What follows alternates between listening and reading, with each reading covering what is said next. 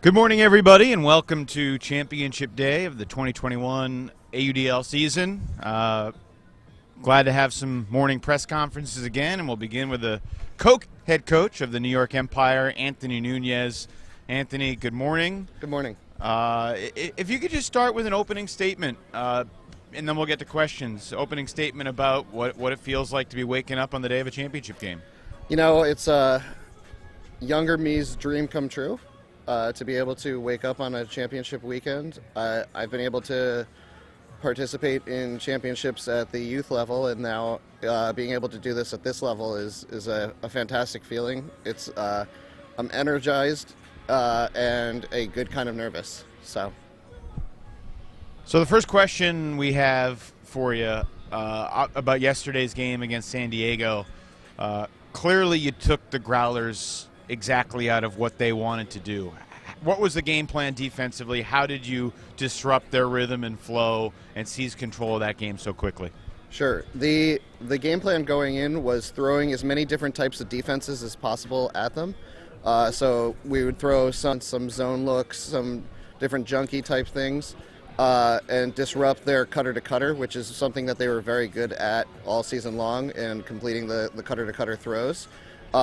We knew that adding Nethercut to their roster is a big part of it, but we knew that he's going to get his touches. He's going to be able to be successful on the field. It's just limiting the amount of success that he has by neutralizing a lot of their other players.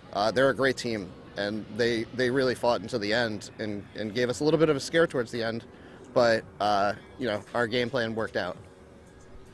Coach Ian Toner, good to see you again. I was talking to Coach Hoppus at breakfast a few minutes ago, and he was hyping up the performance of your D2 unit, kind of comparing the fact that they had converted a couple breaks in that semifinal compared to maybe struggling to generate turns in the previous game, not quite getting as much run over the past few games.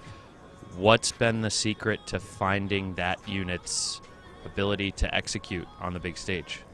Yeah, we hear a lot about how our team has like these all-stars on it, and the D2 line is a faceless army of players who are all-stars in their own right. Each one of them knew their roles. Each one of them plays to their potential, and they show up in big games.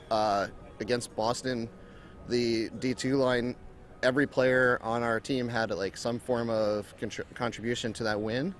This is the first game against Boston, and it was the same thing last night. Like, everybody had either a highlight or a major contribution to that success that we had on the field yesterday.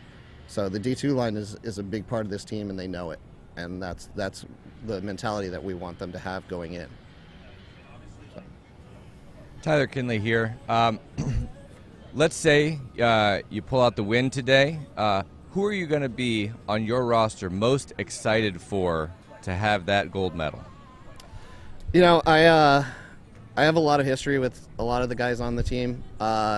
Knowing Marquez since he was 13 or 14 years old, and being able to coach him when he was in high school, that's a big moment for me to have been able to see him from the beginnings all the way to the end, and to have a championship with him is a very it's almost an emotional moment for me, seeing him grow up to the player that he is today. I have a lot of relationships with the Empire guys through Devil, and they each one has their own special moment, but Marquez is somebody who I coached not only in Devil but also high school and college. So.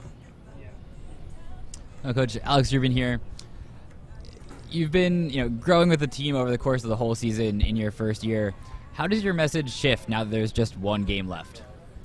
The main goal and the main focus for this team is to just have fun, enjoy the moments, and we all know what our jobs are. The other thing is that this team is one of the most mentally checked in teams that I've ever had the pleasure of coaching, and they know how to shine at the right moments. It was shown in the Atlanta game. It was shown yesterday throughout the whole game. that they just don't give up, they don't quit, and they just keep focusing, and that's what we're going to be doing today. Anthony, how often during a game does your jaw kind of drop as a coach at some of the athletic feats that we see from your players, whether it's Jack Williams laying out in the first point, or Ben Yacht just catching a 40-60 disc, or Jeff Babbitt skying everybody? How often are you just kind of taken aback by what your players can do? So Charlie's more of the jaw-dropping coach. Curiously enough, he's very in awe of like some of the athletic feats. Growing up and having played Ultimate since like 1993-94, I've seen a lot of athletic plays, so my jaw doesn't drop as often. But this year, it's definitely surprised me and shocked me a couple of plays where I'm like, oh God, what? Oh, okay, yeah, I forgot. We have some of the best players in the world. So, yeah, it's there's been a few jaw-dropping moments, but knowing that they're going to step up in the big games, that's exactly what we know is going to happen. So we know that there's going to be some athletic plays. You're getting ready for the Raleigh Flyers, team you prepared for about 5 weeks ago. The Empire have played 2 great games against Raleigh over the past couple seasons. When you think back to the last meeting at Facina Field in August, what are your first thoughts when you think back to that game? Yeah, so you and I talked before that game a little bit, and I mentioned how when I watched the first game, it was like 2 prize fighters going at it to battle out for the crown. And then that was basically like the second round of that prize fight, right? And it's gonna Lee versus Foreman, or it's just gonna keep duking it out, and hopefully we come out on top from this one as well. I know it's gonna be a close game. Raleigh's a tough competitor. They've been on fire these last couple of games, and again, they're mentally a tough team just like we are, so it's going to be a fun game either way. What are the biggest challenges that you anticipate from them and that you'll be game planning for until opening poll tonight? You have to game plan for their depth. Everybody talks about like our all-stars, our top players, and how Raleigh is a type of team that has like this faceless army, but you've got to plan for that kind of depth, and we know that they have a ton of stars who we are just hoping to neutralize, and we're going to be, throwing a little bit of everything at them just to try to break down their offense. Coach, we've seen Raleigh get into some, I guess, more turnover-heavy games over the course of the season, especially, surprisingly, last night in the semifinal. What's your approach if you find your own group in a setting or a game like that where it's just kind of turnover after turnover? How do you address that with your team?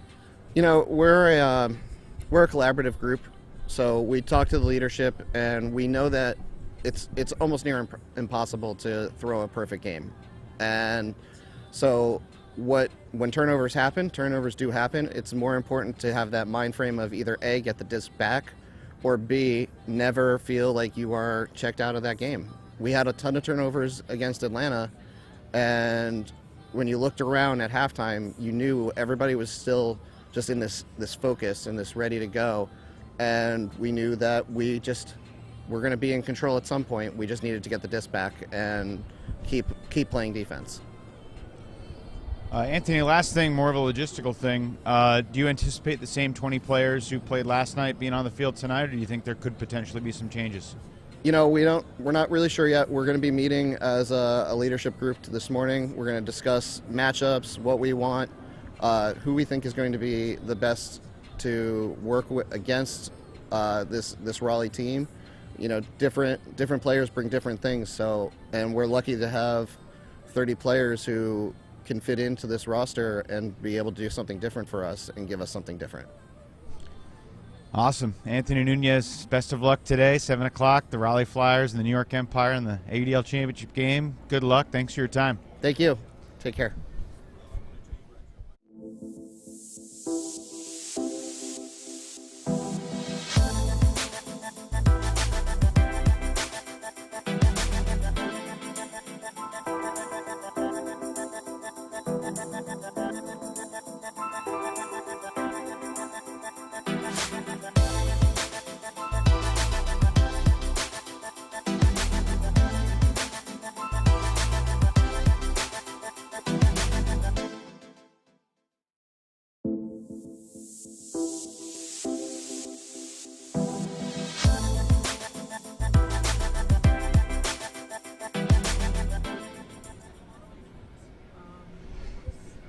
We welcome Ben Katz into the hot seat, veteran member of the New York Empire. Ben, this is your third straight year at Championship Weekend, third straight season, I should say. What's it like getting ready to play the Raleigh Flyers, and how does this compare to other moments of anticipation you've had as a member of the Empire? We're very excited. We think we should be here. Happy to play the Atlantic Division, show the other divisions we're a little bit better. But you know, it honestly felt like last championship weekend. We had the game against Indy. We went up. We started to let it slip away a little bit, but you know, this time we had a bigger cushion, so it was a little more comfortable, and just really excited to get out there. Ben, Ian Toner, I'd love to sit down and do a coach's corner and dissect all the tape of you hunting and finding poach blocks, but as best you can in this setting right here, can you just describe your mindset when you're out there defensively and working as a unit and being opportunistic with the support of the rest of your defenders? Yeah, I mean, really hunting for poach block, I wouldn't say I do some of that, I'll give you that, but it's really just, you see, it's a team game. You see your teammate need help, you have to go help them. You can't win one-on-ones all day out here. It's too easy for the offense. The players are too good. And you see an open opportunity, you need to try to stop it. And the goal is for, if I see someone open, I'm going to try to stop that. And now my person's wide open, I need help. And if we can get everyone onto the same page and get that rotation, then that's hard to play against. Ben, Megan Tormey, when you last played Raleigh, it was a 1-point game, and you came out better in the first quarter, winning it 7-5. What's the recipe today for coming out with a strong start to try and edge out an opponent who is very, very close to you? Yeah, I mean, you all know we're not great at starting, but we did a good day, and we're glad that the game last night went into a nice OT battle. So we're going to be a little fresher and just really put on the gas from the beginning and hope that that pays dividends at the end. And then, Alex, you've been here. Last night we saw Raleigh's offense look really potent in a lot of different ways. Knowing what they like to do, so we can strategize a little about that.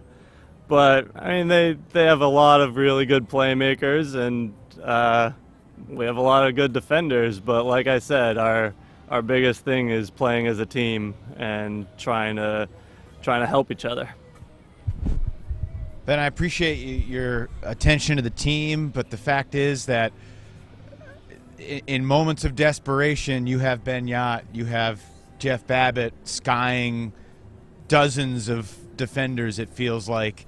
What's it like having that superpower in desperate moments? Oh, yeah, I mean, it's incredible. There was a point yesterday, Jack stared downfield at Jeff for 6 seconds and then threw up a prayer, and Jeff got it. And I would prefer us to be a little more system-oriented, and I think if Jack looked to the reset, we could have gotten it off and done well for the point. But, no, it's incredible to have in the back pocket, and you just know that at this stage, those guys are going to do what they do. And I mean, we've been waiting for this the whole season. One of the questions we had about the Empire coming into yesterday's game was how much and how effective you would use your second D-line after they played so sparingly against Atlanta. Angelo Olchese gets that early hand block, and Marquez and Noah Chunmoy gets involved. What was it like having those guys not just play more, but help you extend the lead? Yeah, it was incredible. And that was the best game they've played all year, and the most points they've played for that reason. I told you at the beginning of the season our depth wasn't going to be a problem. You're all the ones saying that our depth's not good. I think we got players all down the roster, and they showed yesterday, and we were able to play them back-to-back points in the fourth, and that was incredible for resting guys and just being able to come out and do it again today. Going against Raleigh tonight, what's your personal strategy going against them defensively, and how much do you think you'll stick on one or two matchups throughout the game? How much do you think you'll roam around and, as Ian said, hunt for poach blocks? What's kind of your game plan going against the Raleigh offense? Well, they got those great handlers, and they're incredibly tuned to each other, so it's a little bit tougher to try to roam, because if I leave Saul, then Gooch is going to hit him with the disc. If I leave Gooch, Saul's going to hit him. So it is a little more deliberate for this game, but it's like I said, you play what's available, and if I see something where I'm going to run away from my guy, I'm going to run away from my guy. Can you speak to the difference in feel this year in regards to your coaching staff being different than it was 2 years ago, and kind of how Charlie and Anthony have grown into a comfortable leadership level with this team over the course of the season to where they are now? Yeah, absolutely. And I mean, last season we had BJ, who a lot of us were familiar with, so it was a very easy transition. We had a real preseason to get used to it, to coalesce on what we're doing as a team, and a full season to try that. This year we got Charlie and Nunez pretty soon before the first game, and we had some practices to get used to them and them to get used to us, but it was not a full preseason. So we had some bumps for a while, but it's really feeling like it's coasting now into where we should be, and they've been great. Ben, what's the most challenging sequence you've had at practice this season? Challenging sequence at practice. I mean, when I practice with the D-line, I look over and you know who our O-line is, so it's pretty tough. When I go over to O-line, I look at the D-line, and same thing. It's never easy at practice. Is there any particular, play or tough conversation that you remember being like, hey, this was a real formative moment for this particular season? I mean, honestly, in our last practice we were running some D-line reps, and our D-line had the best reps we've had. We did midfield pulls, and just our switching was incredible, just communication, and when you're in that spot to lock down the offender, it was all really felt good, and I think it came through into this next game, and hopefully we do it in the championship. Ben, we've seen the Empire in tight games really tighten up their lines, and we've seen you play some offense, some defense. Can you talk about how your mindset shifts between points at the end of close games? My mindset doesn't really change. I mean, I definitely hear a lot of people say I need to be in the defensive mentality. I need to, all right, calm down, play offense. But, I mean, the way I play is just kind of thinking the whole time. So, I mean, the end of game will change. You might need to get a little more aggressive, maybe a little less aggressive sometimes. But really just doing the same thing all game for me. Ben, last thing, and then we'll let you go.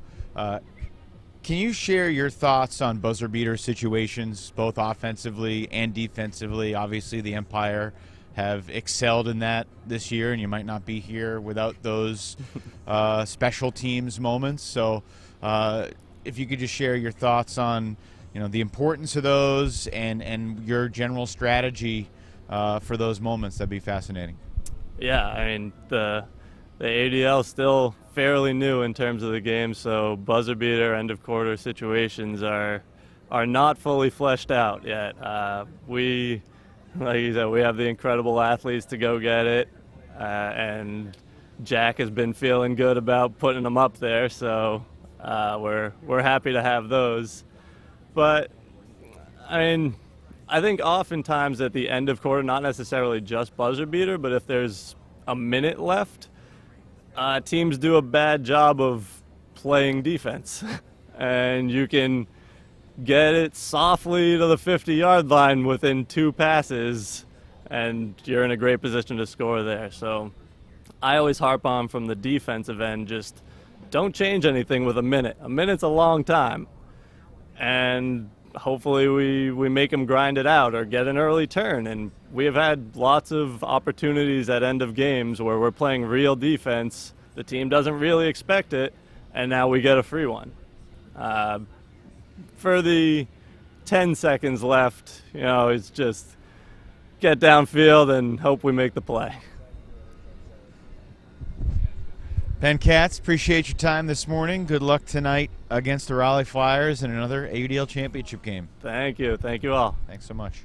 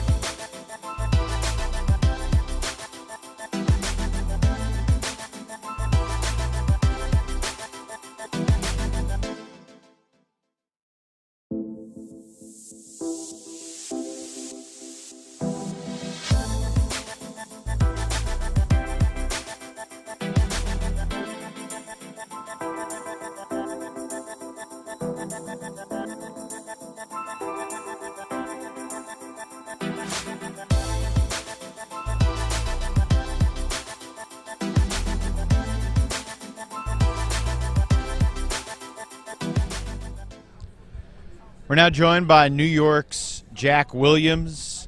Jack, it feels like every time you're getting ready for a big game these days, you're going against a team that you have history with, whether it was the Dallas Roughnecks in the past, who you had lots of battles with as a member of the Flyers, or now the Flyers.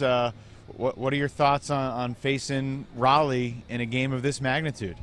Yeah, I'm really excited. I think I kind of feel like this is what everyone wanted.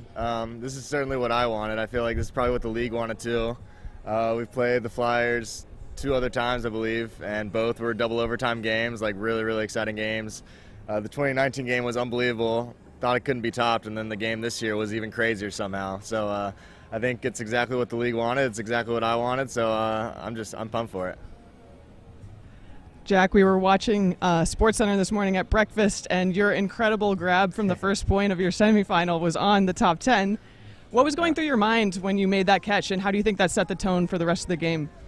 I think I was like, I really don't want to lay out. It's the first point, but it was downwind, and I was like, oh man, I'm going to do this on the first point. But yeah, I mean, it was honestly a very, very good throw. It's a catch I expect to make and want to make. It was honestly, right there. I think the wind just took it an extra yard or two that made me lay out for it. But it was really cool to make that grab for the first point, sort of set the tone.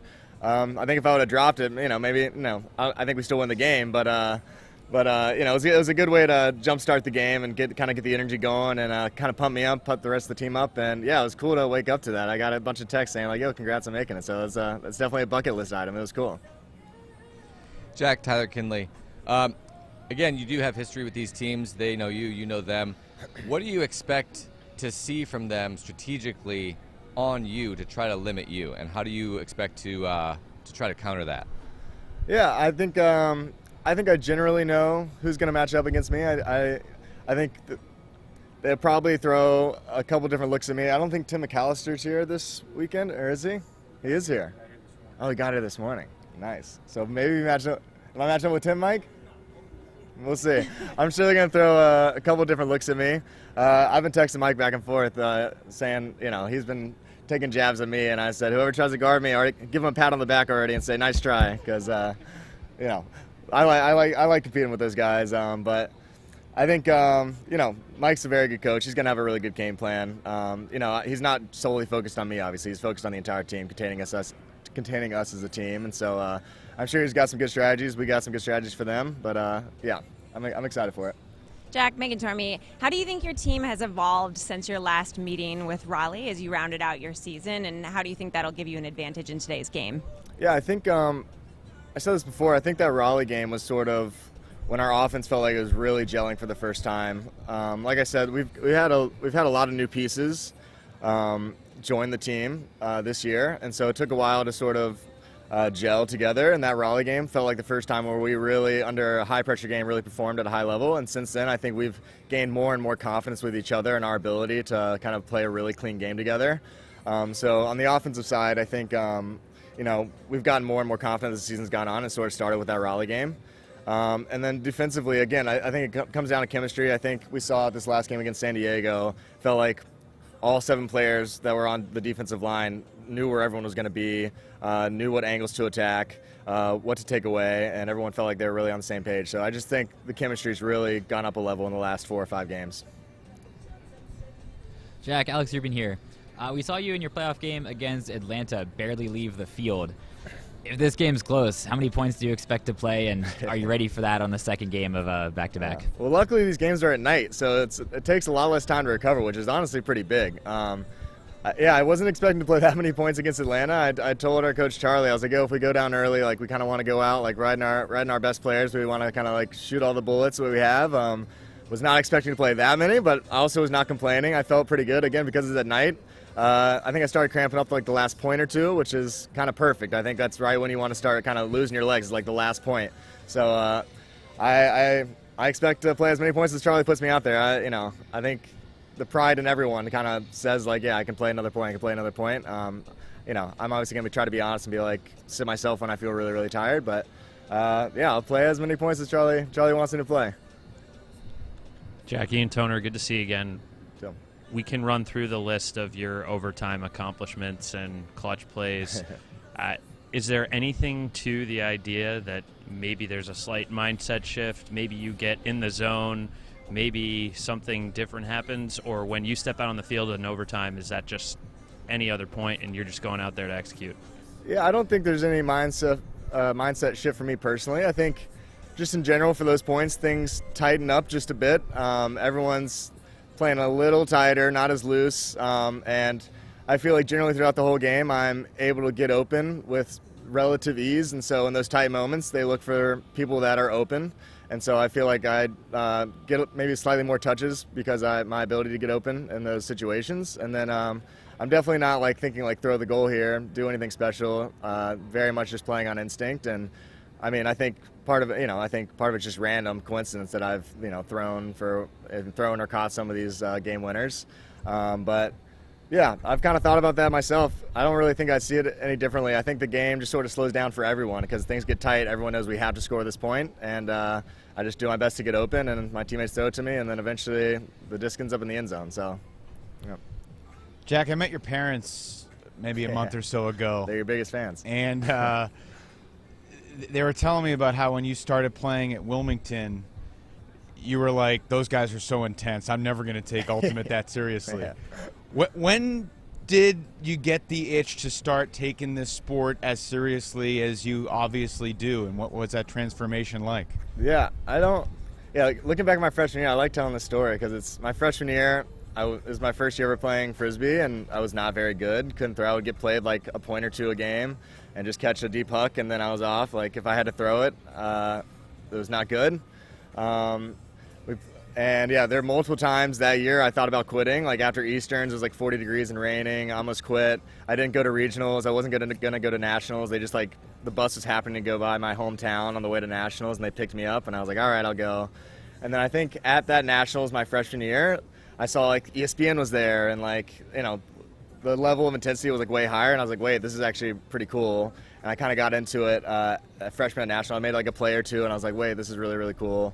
And then that summer I played club with my sister and brother-in-law, and that was really, really fun. I got a lot more experience, got a lot better, and then sophomore year rolled around, and I started actually playing more than 2 points a game, and sort of, you know, got some recognition, and, like, you know, playing the game was really, really fun. So I think sophomore year, when I felt like I could actually contribute to the team and, like, really provide, and I sort of saw my potential, is when I was like, wait, this can actually be a really cool thing. So, yeah. Well, you're getting ready to play your second straight ADL championship game tonight. Jack Williams, appreciate your time this morning. Best of luck tonight against Raleigh. Yeah, thanks, everyone. Thanks, Jack.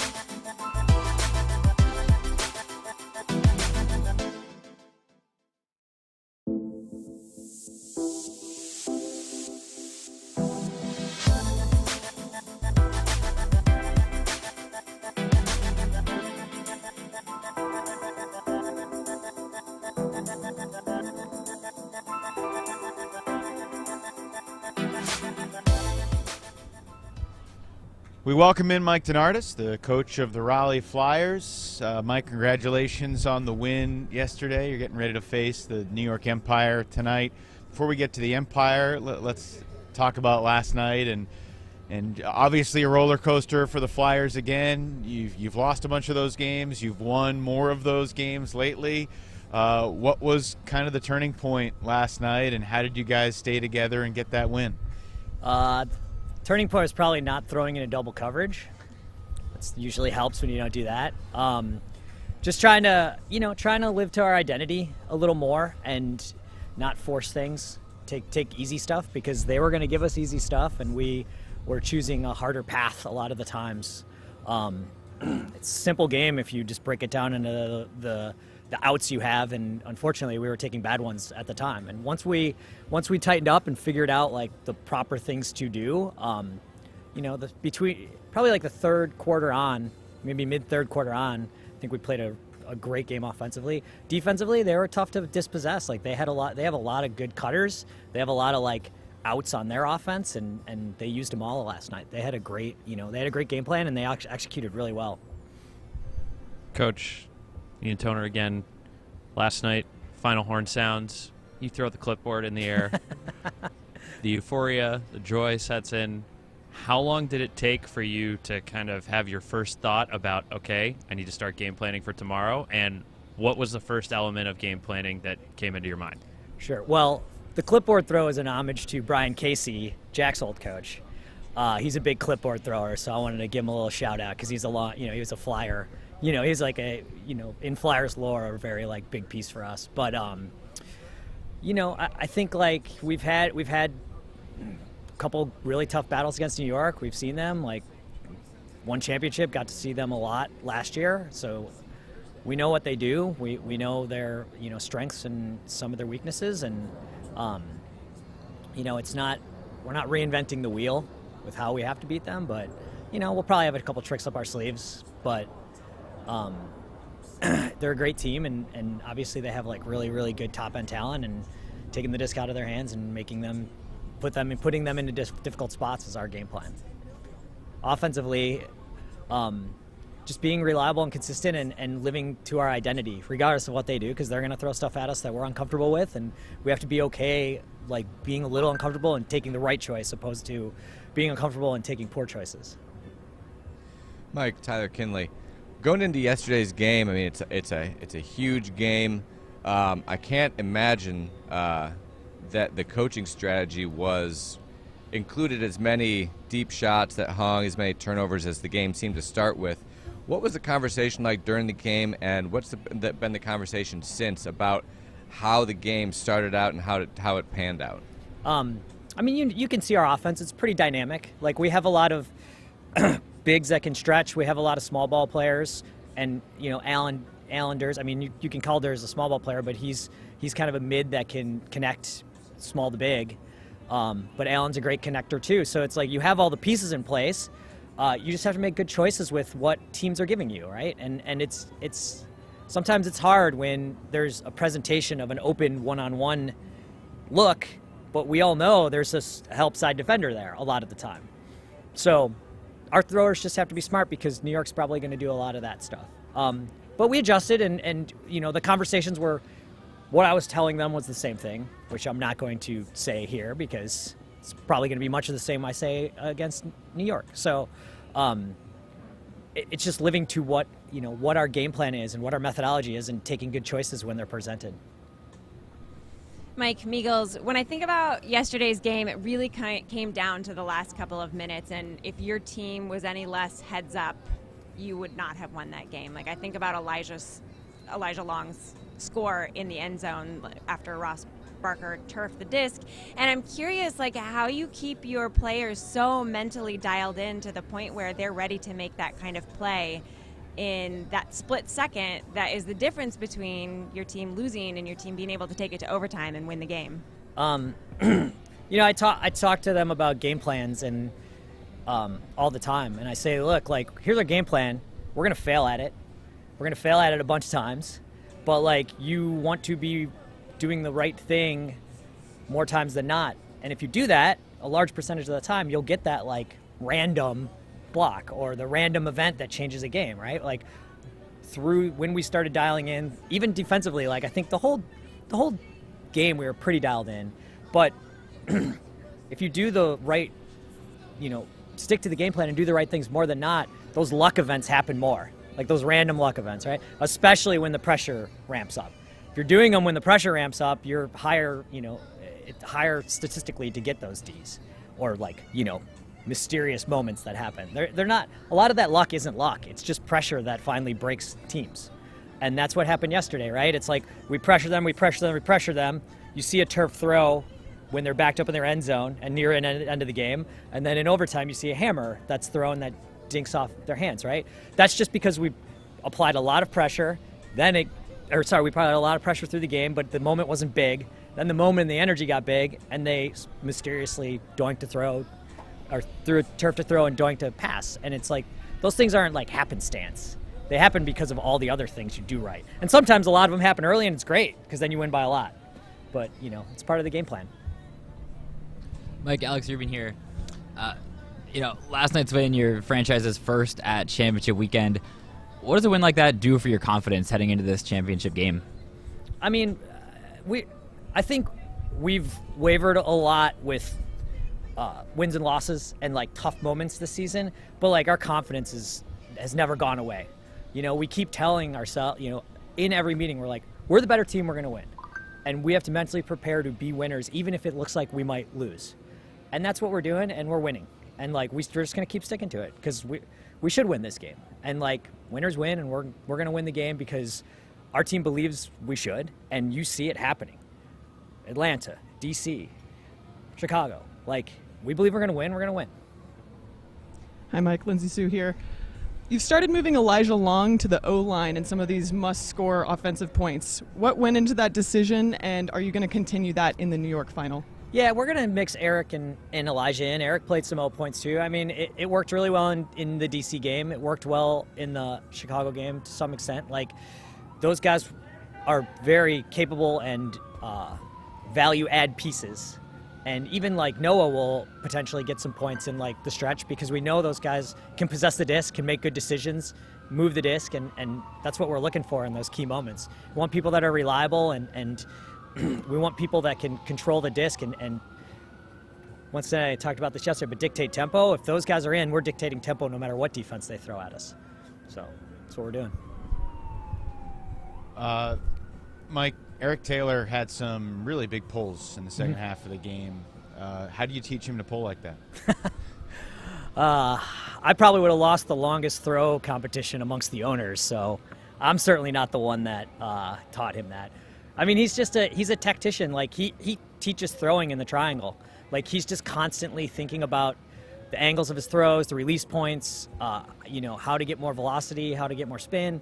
I mean, you see him doing these spin pulls, like that stuff's a lot of it's self-taught because he loves throwing. So it's certainly not my doing. Coach, we've seen Ethan Bloodworth frustrate a lot of handlers this season over the past couple weeks, gave DC guys some headaches. He chased Pavel around last night. Mm-hmm. Can you kind of summarize and characterize the value that he brings to your D-line? I mean, he's just relentless. It's pretty simple. Like, he's one of the people you really value on a D-line because he's going to bring energy every point he's on. He doesn't take points off, and he's just hounding whichever matchup he's on. And he wants big matchups, and he wants to dominate big matchups. And in the clutch, he's not getting tired. He's doing the right things, and he's grinding down some teams' top players, and he's just been an amazing value add. He's a great energy guy, and on the field, and he just motivates people with his play. He's one of those guys when you watch him, you're like, I want to play better because he plays so hard all the time. Last time you faced off the Empire back in August, y'all had a late lead. What kind of adjustments could we see to the game plan this time around to flip the final score there in your favor? I mean, we lost that game because we didn't possess two easy end of game possessions. We worked on that, and we worked through that, and we have our ideas on how to, if we have a lead late, how we counteract and enact our set, and what hands we're looking for in those end of quarter, especially the pressures if they do a drop the roller. But it's just closing games because you've practiced them, and we have now. And, we did at the beginning of the season, but we really emphasized it after we had that kind of meltdown. End of quarter defense, end of quarter offense is huge because that's potentially 4 points. And we practiced it a ton in this latter half of the season, so we're very prepared for it. Mike, just one or two more things. Saw Tim McAllister this morning, presuming he's going to be back in the lineup for you today. Yeah. What does he bring to your team? What will he add to today? Bring some muscle.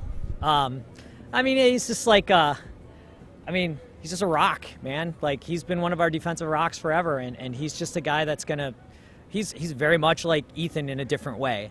He's just, relentless. He hounds people, and he's smart, and he's just going to be an energy guy that they're going to have to deal with an entire game, and he's one of those guys that is going to apply pressure through 4 quarters, and second half of the 4th quarter, those guys are going to melt down, just like did yesterday.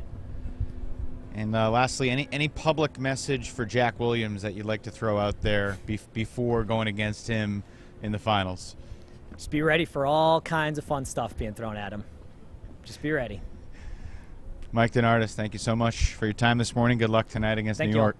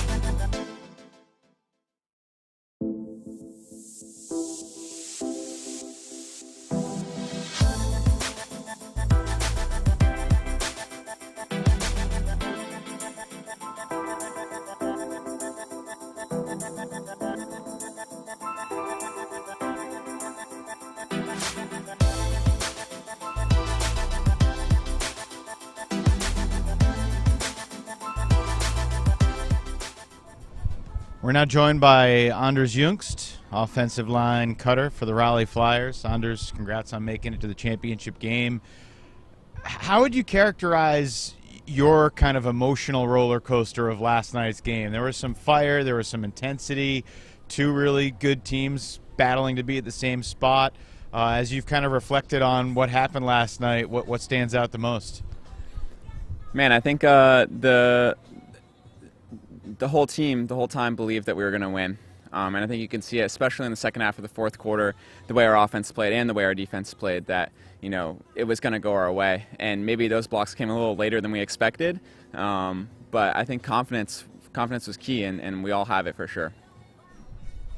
Anders, Ian Toner, can you take us through how that play with Tim Schock in the second half developed and like what you were seeing as it unfolded from your perspective? Sure, yeah. Obviously, I was helping off the back of the stack, and it was kind of a long upline throw, which typically, you know, can result in some dangerous plays. And I saw Tim not going for it right away, and I didn't know if it was going to go over his head or if, you know, like he just hadn't caught it yet. So I thought I would try and go make a play. And obviously, he grabbed onto it, you know, right as I kind of got there as well. And obviously, a dangerous play, I think, worth a blue card for both of us. And I apologized to him after the game. I think we're on good terms, so I'm not super worried about it. You mentioned the confidence that your team had during the game, but I'm thinking specifically in the third quarter where Chicago notched 3 breaks, and I'm curious, you know, if at any point in time your confidence started to waver, or what you thought your team was going to do to counteract the lead that Chicago seemed to be mounting. Yeah, I think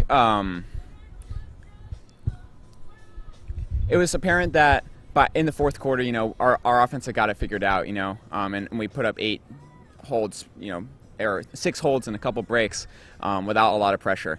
And while in the meantime, like, their O-line's getting more and more pressure, and it's getting harder and harder for them to score, and they're requiring on some bigger and bigger plays. And I think that's just a testament to the whole overall flow of the game, and a lot of how Flyers games go, where we maybe go down early, but by the end, we're fighting harder, and we've got more legs. And so I think, you know, even down 2 in the third quarter, it's like we've been there before. We've been there before and had to mount to come back in the fourth. And, you know, 5-0 run against Atlanta, it felt way harder than, you know, getting a couple breaks against Chicago at the end there. There's Alex Rubin here. I know you've, to zoom out a little bit, I know you've played with a lot of these, your teammates, you know, on Ring, on Dark Side. What's different about this year's Flyers team? There are definitely a couple individuals who haven't been on those teams that I really value playing with this year. You know, D-Rich, E-Blood, and, you know, bringing Seth Weaver from Chicago.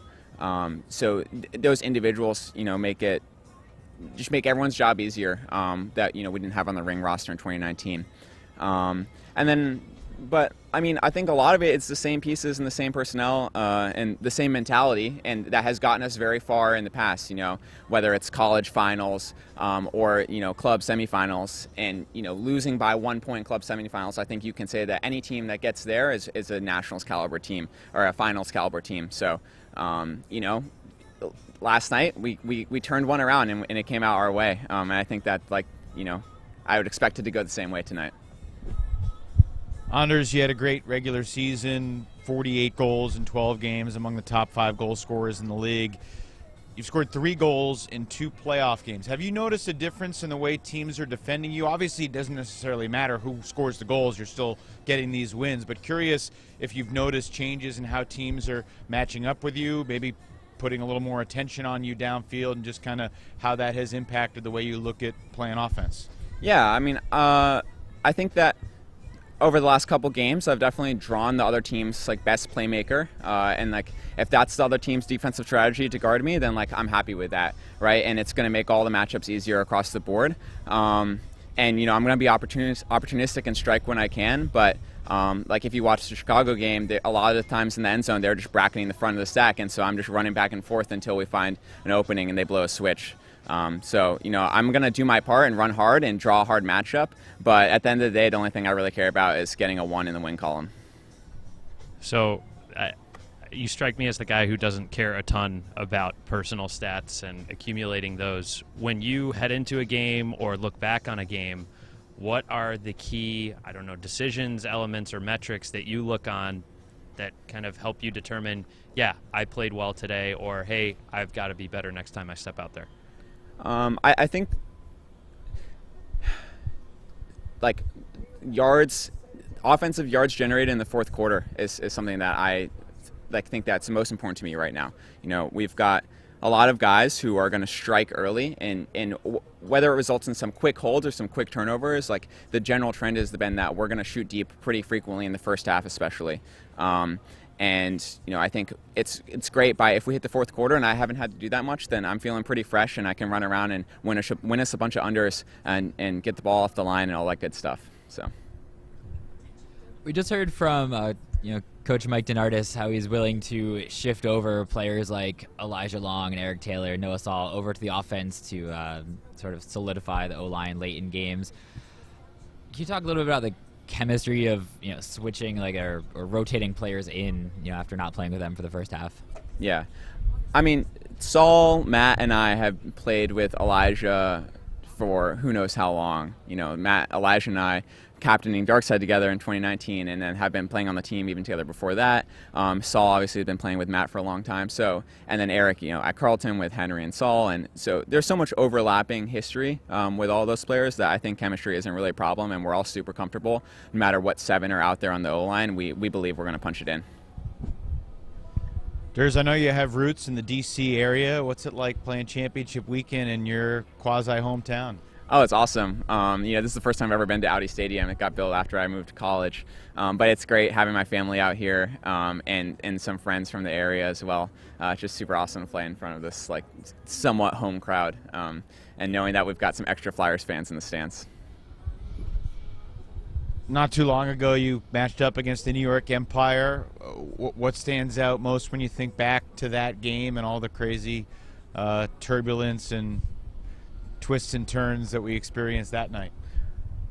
I mean, I know that we're thinking of it as a game that we should have won, and they're thinking of it as a game we should have lost, and I'm happy for that to be the mentality going into tonight's game.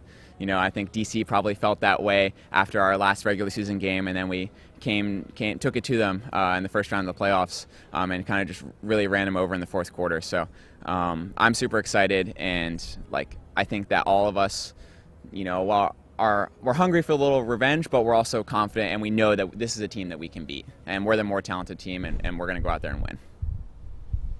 Can you share what it's been like playing with Alan Laviolette this season? And I mean, obviously he's not a huge guy physically, but makes some huge plays athletically, and just how important he's been to your O-line.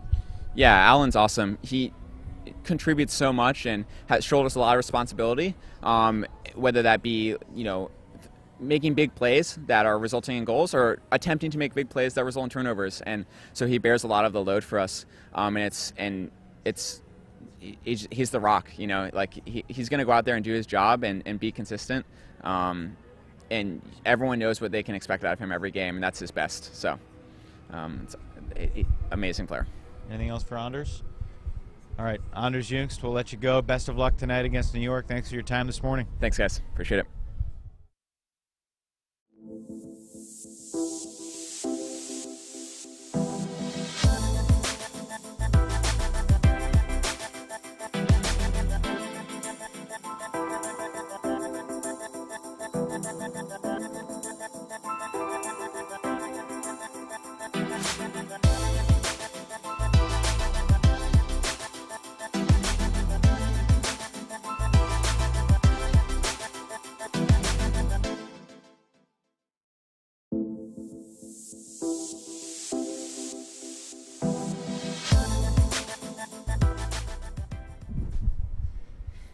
All right, our final guest at the presser this morning, Raleigh captain, veteran Noah Saul. Noah, question out of left field, but the hat is out of left field. What's with the Dunedin Blue Jays hat?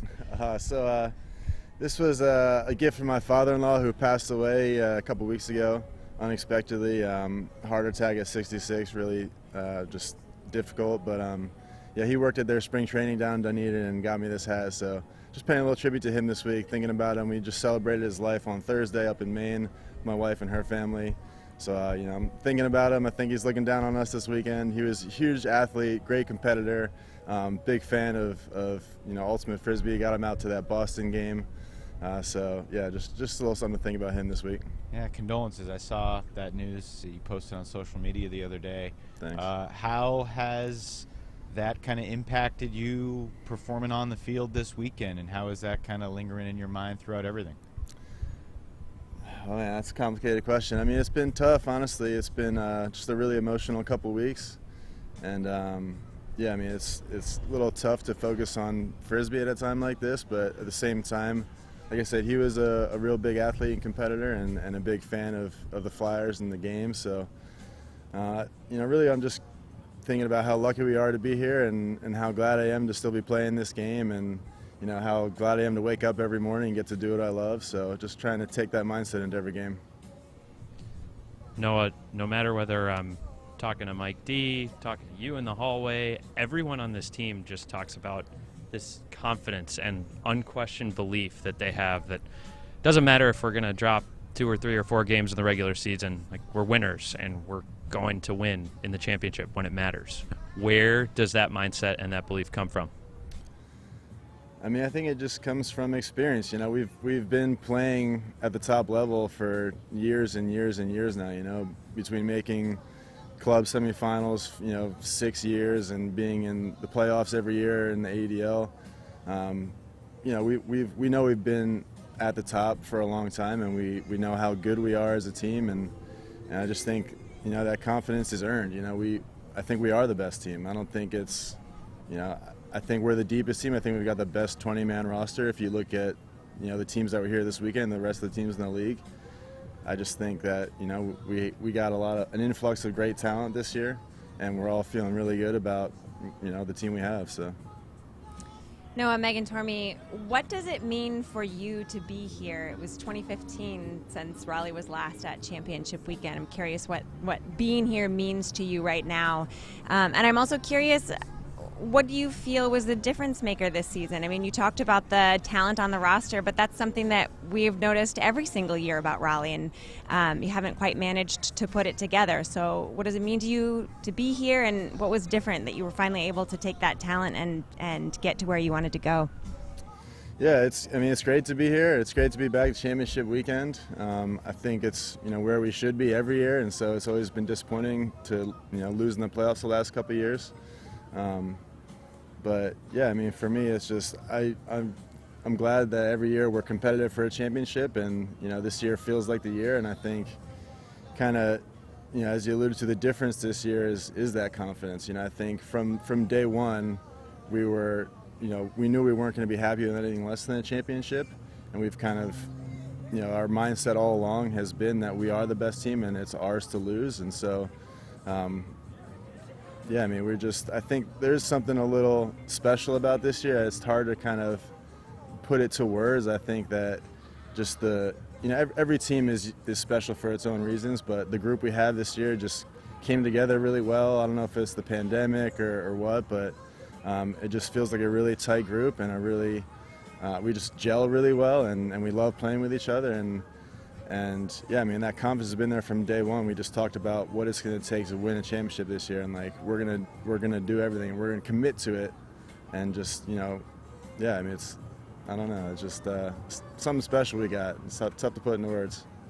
I know you said it's tough to put to words, but I'm going to press you just a little bit, because I feel like, especially at the end of the games, like in the past, that's where Raleigh could start to fall apart, and this year, I feel like you have managed to either stick to the game plan a little bit more, or perhaps there's somebody new that you're looking to, but especially down the stretch, it's just like Raleigh has been able to hold on just a little bit longer, where in the past they haven't. And I feel like you have exuded that confidence in the past and exuded high caliber play, but it's just at the end that seems to be a little bit different. And I'm curious, even though you just said it's hard to put into words, if you can find the difference maker in the last bit of the game.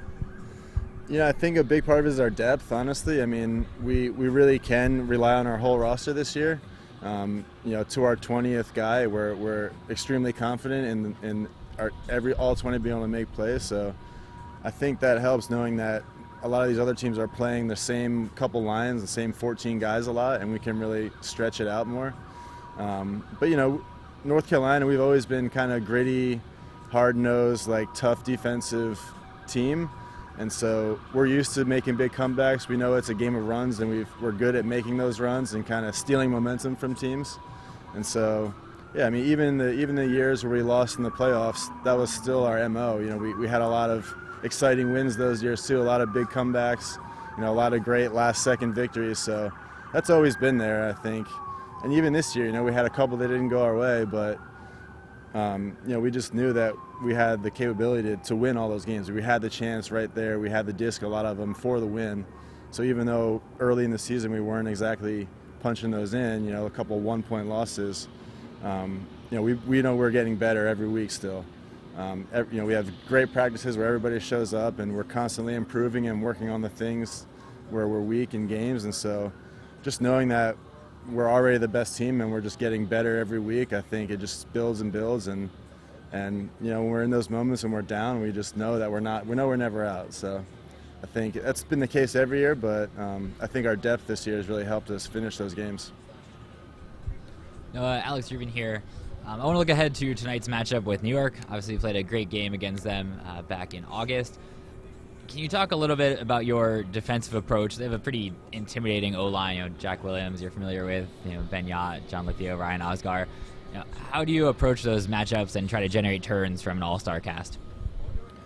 Yeah, they've got some great top-end players in Jack and Osgar and Yott, but you know, I think, again, we just have the depth. I think you know, although those guys will certainly give us trouble, it's more about kind of containing them and getting our Ds in other places. So I think, you know, I think we have plus matchups in pretty much everywhere else on the field, and so those guys we try and contain, you know, limit their end of quarter success, and D-Rich has been great for that. You know, we have Eric on the D-line now, so he's going to be a great matchup for Jack. And, you know, I think we just, you know, we do the best we can on those guys, and we hopefully win everywhere else. No, you mentioned the pandemic kind of in passing about maybe that's one of the reasons this team feels so special. Can you speak about your kind of personal reflections on Ultimate from a year when the sport was kind of taken away competitively from you, and how that impacts how you feel, how you felt all season, and especially right now? Yeah, I mean, I think, you know, I've been playing a long time, and a lot of the guys on our team have been playing a long time. Youth players, college players who've been playing, you know, year-round for 5, 10, 15 years. So, you know, there's a burnout factor, I think, that comes into play. And having that time off, I think, kind of reminded us all how much we love the game and how much we still love to play, and gave a few of us, myself included, some much-needed rest, you know, and some time to get our bodies right. So I think we just kind of came back with a renewed sense of excitement to play with each other. And you know, some of these guys have been playing so much Ultimate the last 5 years, got a chance to rest. And so, you know, I think that's helped us. One more question about last night. You guys really hadn't turned over the Chicago O-line the entire second half until about 2 minutes to go. How did you keep willing your team to play that defense, and what was your belief level that you were eventually going to get that turn, grinding them down? Because, you know, I think I said on the broadcast with 8 or 9 minutes to go, if Chicago's O-line doesn't turn the disc over, they're going to win. Obviously, you got not one but two turns to seize control. I mean, I never doubted, honestly. We've been down more than 3 this season, and that didn't seem like a lot to overcome. And yeah, I mean, we know it's just a matter of one break to tie it up, and then there's so much pressure on them that it gets even easier for us to get another one. So, you know, that's what happened, and we just the whole way we knew we were going to get our chance at the end. And you know, that pressure builds over the game, and again, they're putting out a lot of the same guys. You can see starting to get a little tired, getting a little tense at the end, and we're getting excited. The closer we inch, every point we inch closer, our energy just builds more and more. And you know, I think the whole way we just knew we were going to get our chance, and when we finally saw it, we took it. And the last question from me, and probably from everybody, unless someone else has something else. I know you've always had utmost confidence in yourself and your team. I remember seeing you at the airport before Club Nationals saying we're going to win. And now that you're here, you're in the finals, could you put into words what it would mean to celebrate a championship with this team tonight and finally get that holy grail that you've been grinding for so freaking long? Yeah, I don't know if I can put that into words. I mean, I'm just so proud of North Carolina Ultimate and the community we have there, and I'm really proud to showcase what we can do on the national level. And I have been confident that we'd win a championship for several years, and and every time we the last few years we've kind of fallen short by 1 point, and so yeah, it's been heartbreaking, but I am so proud of the team we have and North Carolina Ultimate, and I'm ready to cash it in. I think it's our year. I think it's our time. I think we kind of all feel that way, and that's what I expect to happen tonight. Noah, Saul, thanks so much. Best of luck tonight. Hope you enjoy it, and we'll see you out there. Thanks so much. Thanks, appreciate it. That'll wrap up our press conference this morning here at the Cambria Hotel in downtown D.C. AUDL Championship game live on AUDL.TV at 7 p.m. Game Day Live on the AUDL YouTube page begins at 6 o'clock. We'll talk to you then.